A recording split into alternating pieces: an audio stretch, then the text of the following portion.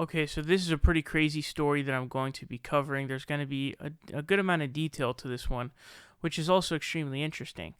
But Ilhan Omar, we've talked about her a lot past couple days due to the fact that she has been embroiled in controversy due to her calling out AIPAC. And all of this has been going on, and she checked. When I say checked, I mean checked. Elliot Abrams. Now, this is insane. He's actually been appointed to be a special envoy to Venezuela. And once I tell you about this dude's history, you're going to be like, holy shit, this is not a good idea. And you also wonder why this guy isn't sitting in The Hague and, in prison next to Henry Kissinger right now, rotting to his bones.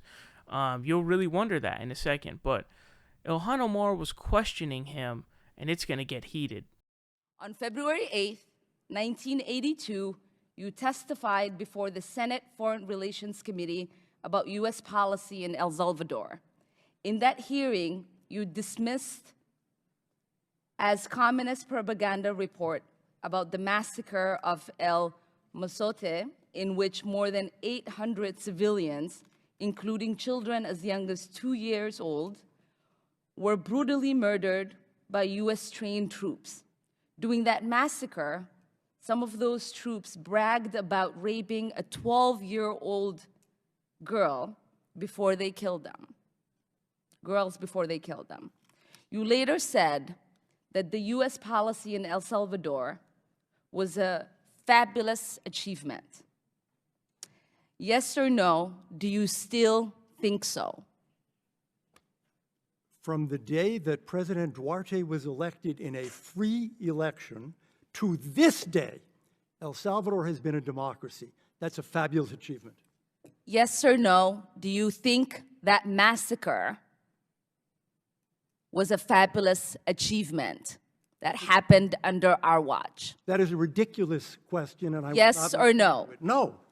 I will take that as a yes. I am not going to respond to that kind of personal attack, which is not a question.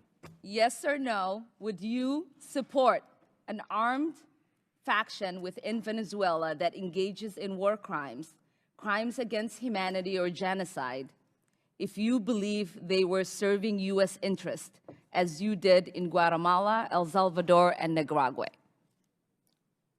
I am not going to respond to that question. I'm sorry. I don't think this entire line of questioning is meant to be real questions, and so I will not reply. Whether under your watch, a genocide will take place, and you will look the other way because American interests were being upheld, is a fair question, because the American people want to know that anytime we engage a country, that we think about what our actions could be and how we believe our values are being furthered. That is my question. Will you make sure that human rights are not violated and that we uphold international and human rights? I suppose there is a question in there, and the answer is that the entire thrust of American policy in Venezuela is to support the Venezuelan people's effort to restore democracy to their country. That's our policy. I don't think anybody disputes that. The question I had for you is that does the interest of the United States include protecting human rights and include protecting people against genocide? That is always the position of the United States. Thank you. I yield back my time.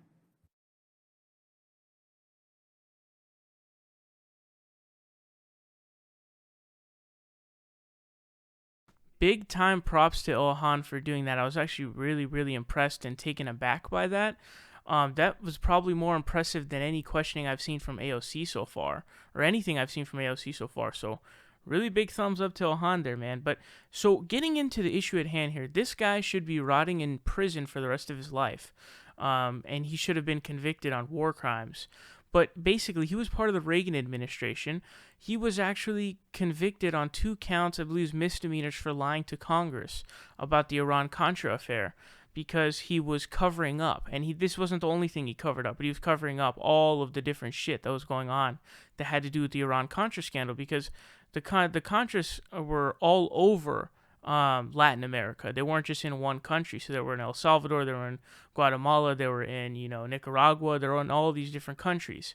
And the Contras, if you don't know, were the right-wing rebels who were mostly funded and depended upon the U.S.'s funding to fight the left-wing, I believe they were far left, like communist regimes that were in place in those Latin American countries. And so this, of course, during the time, of the Cold War, and it was Reagan's administration who was really all about that kind of thing.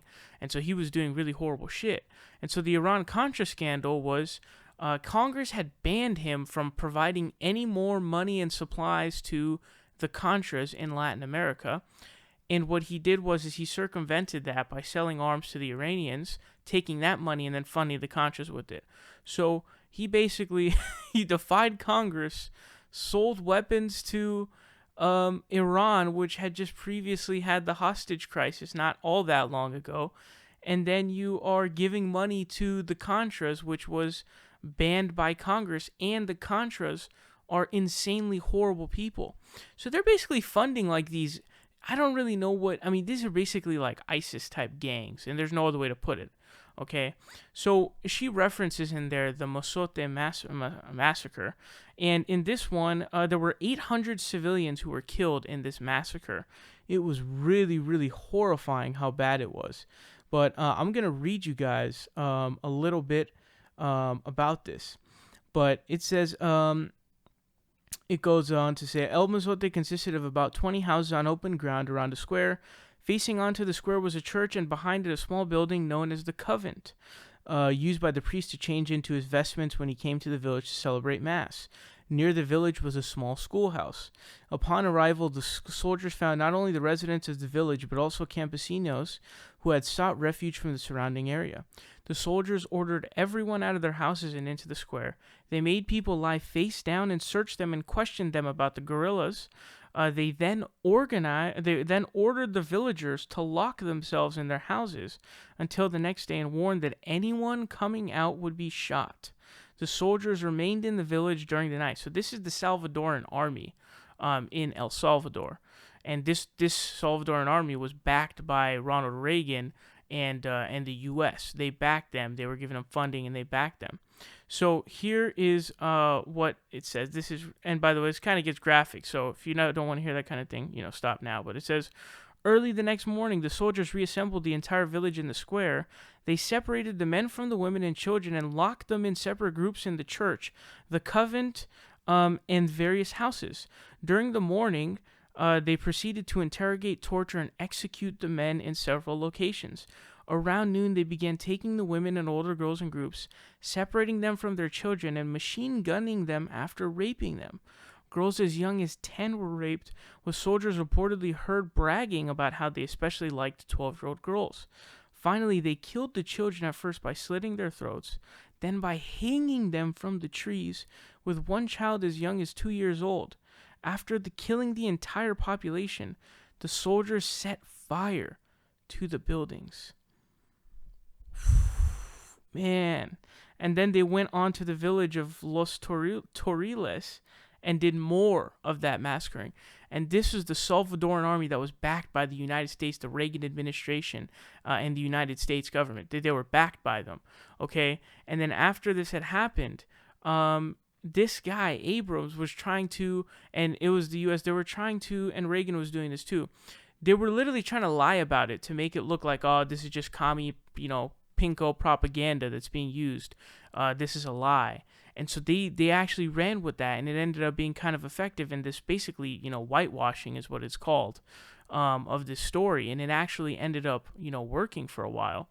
And so throughout all of these different lies, this kind of thing is really crazy. So there's also another thing here in Nicaragua that I'll explain to you. This is an archive from the New York Times, which was posted in February 20th, 1986. It says, on a remote unpaved road a few miles from the Honduran border Sunday night, A landmine tore through a pickup truck carrying 17 civilians. A rebel band waiting in ambush then opened fire.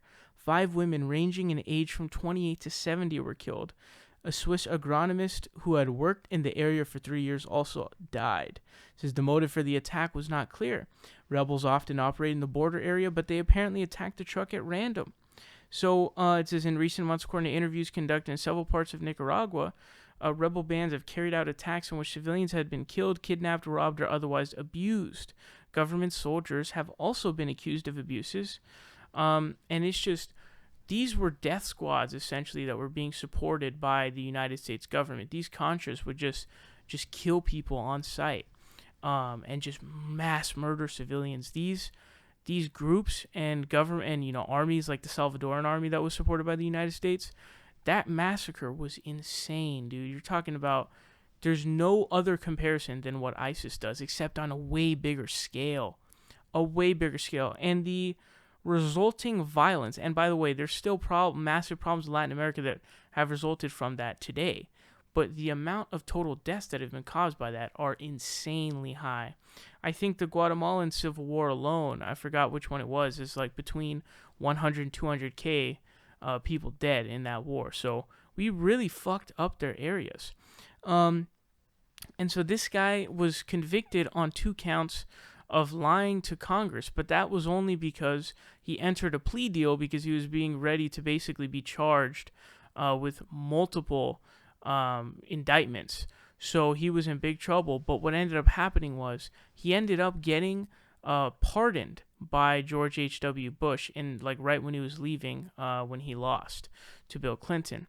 So this guy got pardoned for that, and then he ended up getting in the Bush administration too, the W. Bush administration, and now he's back, okay? And there's this one really creepy story too about the Panama, basically de facto leader. His name was Manuel Noriega, and this is just basically, at this point, you're just taking like gangs and then funding them and supporting them to become the government, which is insanity. It's complete insanity. And there was this story about this one guy who they decapitated and tortured by cutting off his thighs so that he couldn't close his legs. They had found out that he had swallowed a bunch of the blood from his stomach. They had put his body in a post office box or a bag. This is some really crazy shit. These are the people that the U.S. supported and backed. Okay, and not only that, but in the Iran-Contra scandal, they're talking about defying Congress, selling weapons to Iran, which the Iran hostage crisis didn't happen that long before that, and you're talking about rerouting those funds to the Contras.